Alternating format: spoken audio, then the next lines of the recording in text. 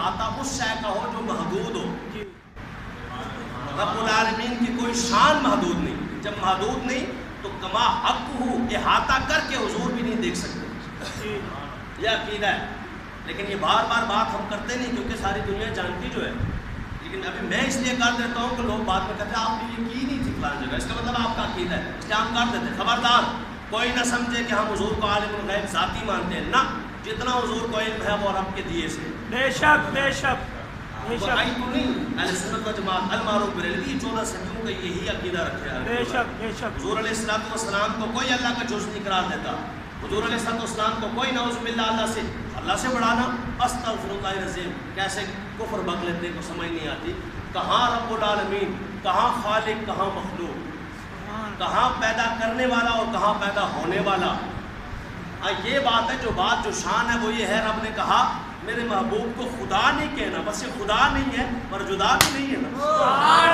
خدا نہیں کہنا, باقی جو شان آ جائے, یعنی عبادت نہیں کرنی, خدا نہیں کہنا, اللہ نہیں کہنا, باقی جو شان سمجھ آئے. ہر شان اسی کے لیے تو ہے. سبحان اللہ. ہر شان سے بڑی اس کی شان, ہر مرتبے سے بڑا اس کا مرتبہ, ہر مقام سے بڑا اس کا مقام, ہر عظمت سے بڑی اس کی عظمت, ہر نسبت سے بڑی اس کی نسبت. بے شک بے شک. سبحان اللہ. اللہ رب العالمین نے فرمایا السلام علیکہ ایھا النبی, تے میرے آقا نے تکیا اے میرے گناہگار بھی میرے نال نے, پر گناہگاراں دا تذکرہ نہیں کیتا. اے گناہگار او کدرے دل تے چرکانا لگے, پردے پا کے نقاب پا کے تے فرمایا السلام علینا, یا اللہ میرے نال آلیاں تے بھی سلام کر دے.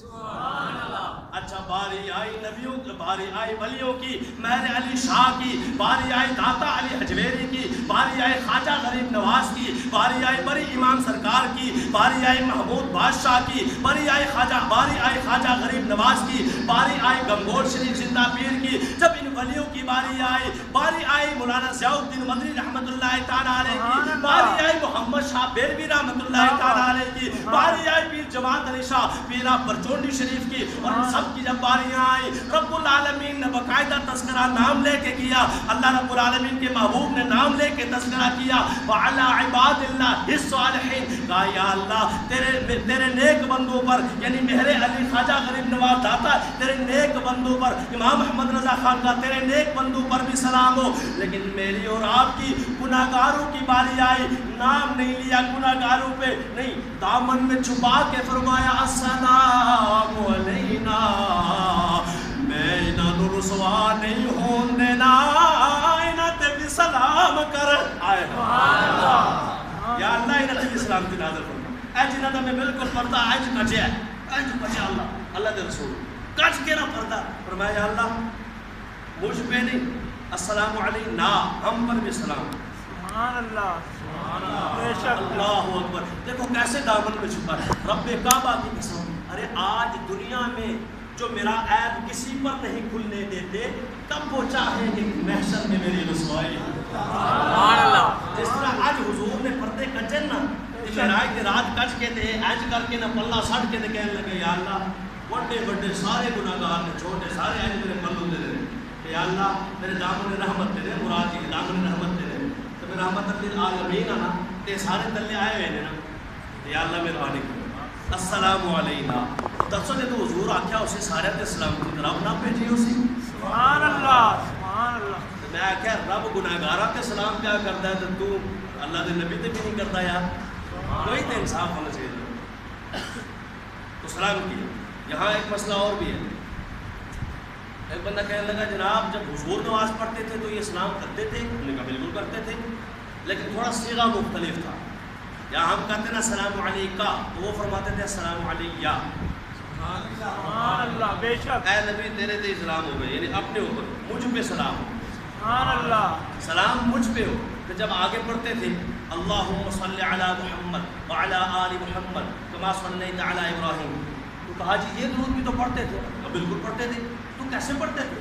وہ کس طرح کا, یا اللہ محمد پہ سلام. تو کون سے محمد کی بات خود محمد کرتا ہے؟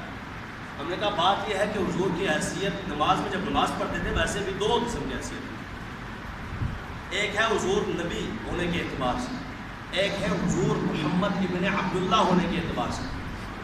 تو جب نماز پڑھتے تھے نا تو عبداللہ کا بیٹا محمد اللہ کے رسول محمد پہ سلام پڑھتا تھا. سبحان اللہ. یعنی محمد ابن عبداللہ محمد رسول اللہ کو فرماتے تھے تجھ پر اللہم صلی علی اس پر درود بھیج.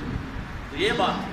لیکن آج جب ہم درود و سلام بھیجتے ہیں یاد رکھیں خبردار خبردار کسی کا یہ عقیدہ نہ ہو نہ کوئی خراب کرے کہ جی نماز پڑھنی ہے جلدی جلدی لنگ جاؤ بس السلام علیکم ایھا النبی پڑھو تو حضور کے جناب کو توجہ نہ کرو نا.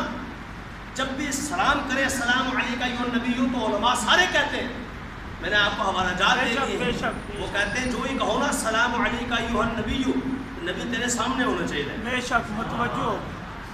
جیسے ایک حدیث میں فرمایا رب کی عبادت کر تو اس طرح کر جیسے تو اسے دیکھ رہا ہے. اگر یہ کیفیت نہیں پیدا ہوتی تو یہ کیفیت پیدا کرنے کے وہ تجھے دیکھ رہا ہے. سبحان اللہ. این جی جدو کہے نا السلام علیکم ایھا النبی تو سامنے تصور کر کے میں حضور نو تک رہا. اگر یہ نہیں تو کم از کم یہ ہے کہ مصطفیٰ تک رہنے. سبحان اللہ. بے شک بے شک. تو وہ کیسے دیکھتے ہیں؟